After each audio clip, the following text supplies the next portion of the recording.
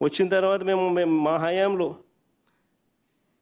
Adani data centre, తద్వారా వచ్చిన Google, Infosys, Inorbit mall,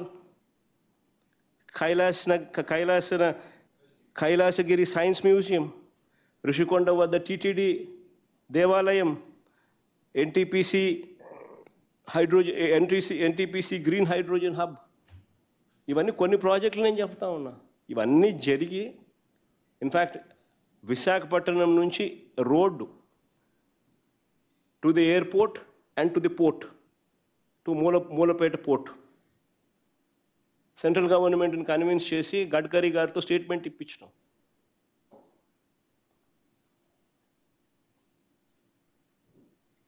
అసలు ఇవన్నీ జరిగితే అదొక కారిడార్. ఇది విజన్. ఇవన్నీ పూర్తయితే పురోగతి అనేది కనిపిస్తుంది, నెంబర్స్ అనేటివి కనిపిస్తాయి. లేకపోతే 5,650 కోట్లు పెద్ద అమౌంట్, పెద్ద నెంబరు అని చెప్పి డబ్బాలు కొట్టుకోవడమే. రాష్ట్రం పెరగాలి అని అంటే ఏం చేయాలన్న విజన్ అనేది లేకోకుండా వీళ్ళు చేసిందే కనపడతాయి. వీళ్ళు ఏ రకంగా ఉన్నారు అనే దానికి ఇవన్నీ కూడా ఎగ్జాంపుల్స్. మా హయాంలో గొప్పగా నేను చెప్తా ఉన్నా, దేవుడి దయతో, ప్రజల ఆశీర్వాదాలతో 5 ఏళ్ల కాలంలో 2 ఏళ్ళు కోవిడ్ ఉన్నా కూడా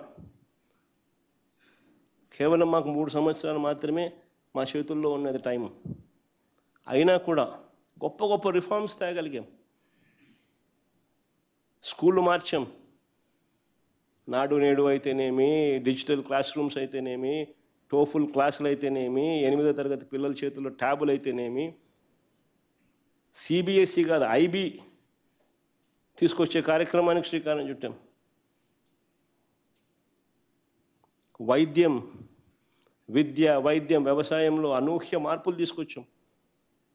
గ్రామాలలో సేవలు గడప వద్దకు తీసుకొచ్చాం. ట్రాన్స్పరెంట్గా చేయలేము అని అనుకునే పరిస్థితుల్లో నుంచి గవర్నమెంట్ సేవలు ట్రాన్స్పరెంట్గా లంచాలు లేకుండా ఇవ్వగలుగుతామని చెప్పి ప్రూవ్ చేసినాం.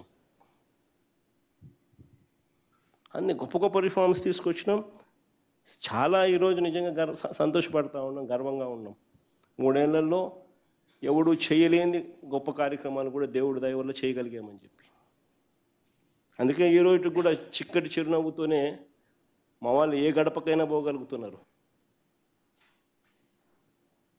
చిక్కటి చిరునవ్వుతోనే పోగలుగుతున్నాం మా వాళ్ళు ఇవాళ. మేము చేసిన ఉమెన్ ఎంపవర్మెంట్ అయితేనేమి, మేము చేసిన రిఫార్మ్స్ అయితేనేమి, ఇవన్నీ మాకు శ్రీరామ రక్షగా.